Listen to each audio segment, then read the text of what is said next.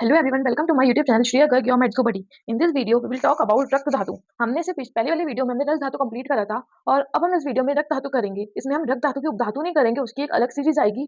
तो चलिए हम स्टार्ट करते हैं अपना रक्त धातु। देखिए, रक्त धातु की उत्पत्ति कैसे हुई है।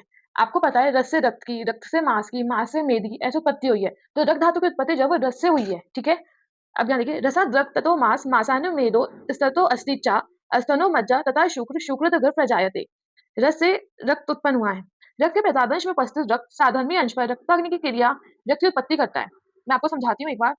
रस से रक्त की उत्पत्ति हुई है, हम सबको पता है। ठीक है, रस जो होता है वो वर्ण रहित होता है, रस में वर्ण नहीं होता, कलर नहीं होता, लेकिन रक्त में कलर होता है, ये आप सबको पता है। ठीक है, अब क्या होता है, जब रस जो हमारा यकृत में प्लीहा में जाकर जाता है, फिर वहां पे रंजक पित्त से रंजक होकर रक्त वर्ण का हो जाता है। जो यकृत और प्लीहा, आप यहाँ पे देख सकते हैं, यकृत प्लीहा में रक्त जिस पित्त के द्वारा रक्त में परिवर्तित होता है वह उसे रंजक अग्नि या फिर रंजक पित्त कहते हैं। ये जो है प्लीहा और यकृत, ये हमारा सुश्रुत जी ने बोला है और अष्टांग हृदय ने बोला है, अमाशय में आश्रित रस को रक्त वर्ण प्रदान करने वाले पित्त को रंजक पित्त कहते हैं, पर अमाशय में रक्त वर्ण प्रदान होता है। और सुश्रुत ने बोला है यकृत और प्लीहा में। ठीक है, कहते हैं अपना रक्त का स्वरूप। तपनी इंद्रिय गोपाभम पदम आलतक सन्निभम गुंजा फल स्वर्ण च विशुद्धम विविध शोणितम। रक्त का क्या स्वरूप है। विशुद्ध रक्त सुवर्ण सोने की आभा वाला होता है। आल तक मतलब लाख से रंजित होता है, गुज्जा फल के समान होता है। विशुद्ध रक्त मधुर और लवण रस युक्त होता है और स्वभाव में शीतो उष्ण, ना बहुत शीत ना बहुत उष्ण होता है।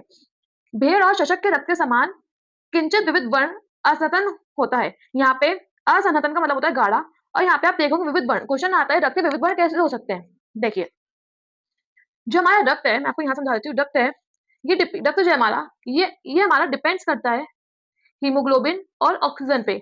अगर हीमोग्लोबिन और ऑक्सीजन ब्लड में अच्छा होगा, ज्यादा होगा, तो जो उसका वर्ण कलर होगा वो गहरा लाल होगा, गहरा लाल वर्ण। अगर हीमोग्लोबिन और ऑक्सीजन का लेवल कम होगा हमारे ब्लड में, तो उसका कलर पेल येलो होगा। ठीक है, तो यही है, depends on haemoglobin and oxygen के लेवल पे डिपेंड करता है। कम होंगे तो पीलापन होगा, पेल येलो होगा, और गुड अमाउंट में होगा तो हमारा गहरा लाल वर्ण का हो जाएगा। ठीक है, रक्त का पंचभौतिक स्वरूप विस्तृत द्रवता रागा स्पंदम लघुता तथा भूमि आदि नाम गुणा हयते दृश्यन्ते चात्र शोणिते। देखिए, रक्त का पंचभौतिक स्वरूप क्या है। रक्त में मतलब पृथ्वी जल, ये जितने महाभूत हैं उनका क्या क्या रोल है। जो पृथ्वी महाभूत के कारण विस्तृतता प्रदान करता है।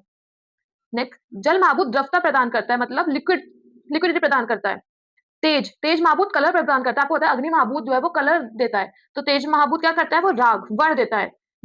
वायु महाभूत क्या देता है, वायु में गति होती है, तो वायु महाभूत क्या देता है, गति स्पंदम। आकाश महाभूत जो है वो लघुता उत्पन्न करता है।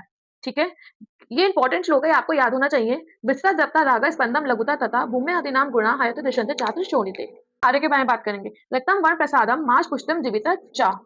रक्त जो है वर्ण का प्रसादन करता है, मांस को पुष्टि कर देता है। रक्त रस रक्त मांस, रक्त जो है वो मांस को क्या देता है, पुष्टि देता है। व्यक्ति को बल मुख से युक्त सुख से युक्त करवाता है। व्यक्ति को बल देता है, ताकत देता है, सुख से युक्त करवाता है। शुद्ध रक्त हमारे प्राणों में जीवन का धारक है। अगर रक्त अच्छा है हमारी बॉडी में, तो हमारी बॉडी में कोई भी डिसीज नहीं होगी। ठीक है, नेक्स्ट, मतलब बहुत सारे डिसीज नहीं होंगे, है ना। अब हम बात करेंगे अपना विशुद्ध रक्त वाले पुरुष के लक्षण। जिस मनुष्य का वर्ण इंद्रिया प्रसन्न है, सुख आरोग्य पुष्टि बल से युक्त, ऐसे मनुष्य को विशुद्ध रक्त वाला जानना चाहिए। विशुद्ध मतलब जिसमें कोई ब्लड में कोई मिलावट, कोई रोग कुछ भी नहीं है, कोई सब प्योर ब्लड जिसे हम कह सकते हैं। उसकी वर्ण और इंद्रियां प्रसन्न रहेंगी, वो सुख आरोग्य पुष्टि बल से युक्त होगा। हम ऐसे मनुष्य कह सकते हैं कि हाँ, ये विशुद्ध रक्त वाला मनुष्य है। रक्त का अंजलि प्रमाण हमारा 8 होता है। अब हम बात करेंगे रक्तसार पुरुष के लक्षण। ठीक है, देखिए, कर्ण अक्षी मुख जीवा नास ओष्ठ पाणी पाद तल नख ललाट मेघम स्निग्ध रक्त वर्ण श्रीमद राजिष्णु रक्त साराम सा सारता सुख सुखम उद्ग्राताम मेधाम मनस्विताम त्वम सुख कुमार्यम नति बलम कलेशः। ठीक है, ये रक्तसार पुरुष का श्लोक है। मैं आपको इसका मीनिंग बताती हूँ, इसका क्या क्या मतलब है। यहाँ पे रक्तसार पुरुष के लक्षण क्या क्या होते हैं। कान, नेत्र, मुख, जीवा, नाक, ओष्ठ, हाथों की हथेली, पैरों के तलवे, नाखून, ललाट, मुख, मूत्र इंद्रियां, ठीक है, स्निग्ध होती हैं और रक्त वर्ण की होती है। ठीक है, ठीक है, शोभा युक्त होते हैं और उज्जवल होते हैं। ये जो रक्त होता है, ये सुख, उद्ग्राता, मनस्विता, सुकुमारता प्रदान करता है। इन जो रक्तसार पुरुष होते हैं, बल बहुत ज्यादा नहीं होता, बल अधिक नहीं होता, और ये कलेश को भी सहन नहीं कर पाते। ठीक है, और ये उष्णता के प्रति असहनशीलता रहती है, मतलब ना ये बल इनमें बल बहुत ज़्यादा अधिक होता, कलेश को भी सहन नहीं कर पाते और उष्णता के प्रति असहनशीलता, उष्णता को बहुत ज़्यादा गर्मी को सहन नहीं कर पाते ये ऐसे मनुष्य। करेंगे अपना रक्त वृद्धि। अगर हमारी बॉडी में रक्त की वृद्धि होगी तो क्या-क्या हो सकता है, ठीक है? रक्तम, रक्तांग, आशितम, सिरा, पूर्वम च। शरीर तथा नेत्र में लाली आ जाएगी। अगर हमारी बॉडी में ब्लड बहुत ज़्यादा आ गया तो आप देखते होंगे यहाँ पे हमारे ये जो हाथ हैं, ये भी रेड हो जाते हैं, है ना? शरीर और नेत्र क्या हो जाएगा, फिर लाली आ जाएगी। शिराएँ रक्त से भर जाएँगी, जो हमारी शिराएँ हैं वो भी रक्त से भर जाएँगी। रक्त की अधिक वृद्धि में उच्च दाब मतलब हाइपरटेंशन भी हो सकता है। अगर रक्त बहुत ज़्यादा हमारी बॉडी में बढ़ गया तो विसर, प्लीहा वृद्धि, कुष्ठ, वात रक्त, रक्तपित्त, गुल्म, व्यंग ये सब हो सकते हैं हमारे। गुल्म होता है हमारा गैस का गोला, जब हमारा कोई भी एक दोष एक जगह एकत्रित हो जाता है ना? ट्यूमर टाइप में। व्यंग होता है जब हमारी बॉडी में दाने ये सब होते हैं, व्यंग होते हैं। अगर हमारी बॉडी में रक्त की वृद्धि हो गई बहुत ज़्यादा तो हमारी निद्रा बहुत ज़्यादा आएगी, ठीक है? अब हमारी बॉडी में रक्त की वृद्धि तो हो गई, अब इसकी चिकित्सा क्या हो सकती है? हम बात करेंगे रक्त वृद्धि प्रतिकार चिकित्सा। हमारी बॉडी में रक्त की वृद्धि तो हो गई, अब उसकी चिकित्सा क्या हो सकती है? आप रक्त मोक्षण करवा सकते हो और ऑपरेशन उस मनुष्य का रक्त मोक्षण ऑपरेशन दोनों करवा सकते हो। अब रक्त क्षय, अगर हमारी बॉडी में रक्त का क्षय हो गया तो क्या-क्या हो सकता है? त्वचा खुरदुरी हो सकती है, फटी हुई हो सकती है, रूष महसूस होगी, वात वृद्धि के कारण उन्माद गमी की दशा, वात वृद्धि हो जाएगी तो उन्माद गमी हो जाएगी। मतलब वात दोषों की उन्माद गमी एक जगह से दूसरी जगह लेके जाएगा वात, दोषों को, इन सब चीज़ों को। मूर्छा आ जाएगी एवं अम्ल पदार्थों की इच्छा हो जाएगी, हमें बहुत ज़्यादा मधुर और अम्ल पदार्थ खाने का बहुत ज़्यादा मन करने लगेगा। चिकित्सा के बारे में बात करते हैं। मनुष्य को ऐसा भोजन देना चाहिए जो अधिक शीतल ना हो तथा लघु स्निग्ध तथा रक्त को बढ़ाता हो, लघु स्निग्ध और शीतल भी ना हो बहुत। भोजन में अम्लता, खट्टापन बहुत ज़्यादा ना अधिक होना चाहिए, ना बहुत कम होना चाहिए। अत्यधिक स्राव से हानि, अगर हमारी बॉडी में बहुत ज़्यादा अत्यधिक स्राव हो गया तो उससे क्या-क्या हानि हो सकती है? मात्रा ज़्यादा अधिक स्राव से अंधापन, प्यास, तिमरी, पक्षघात, मृत्यु, श्वास, खास, हिक्का, दाह ये सारे रोग हो सकते हैं। ठीक है? अब हम बात करते हैं दूषित रक्त। जो दूषित रक्त होता है वो इतना इंपॉर्टेंट नहीं है, लेकिन हाँ, एक बार आपको पता चाहिए रक्त दूषित किन-किन चीज़ों से हो सकता है। अगर आप बहुत ज़्यादा सूर्य का सेवन करते हो, आटा आप सेवन करते हो तो उससे हमारा दूषित रक्त हो सकता है। आप बहुत ज़्यादा अम्लता, बहुत ज़्यादा खट्टापन करते हो, खट्टा खाते हो तो उससे हमारा रक्त दूषित हो सकता है। बहुत ज़्यादा रात्रि जागरण से भी अधिक रात्रि जागरण से हमारा रक्त दूषित हो सकता है। ठीक है? अब हम बात करते हैं रक्त वाहिकाओं की दुष्टि के कारण। स्निग्ध उष्णता पेय, द्रव अन्न-पान के अति सेवन से, धूप और अग्नि के अधिक ताप से रक्तवाही स्रोत दूषित हो जाते हैं।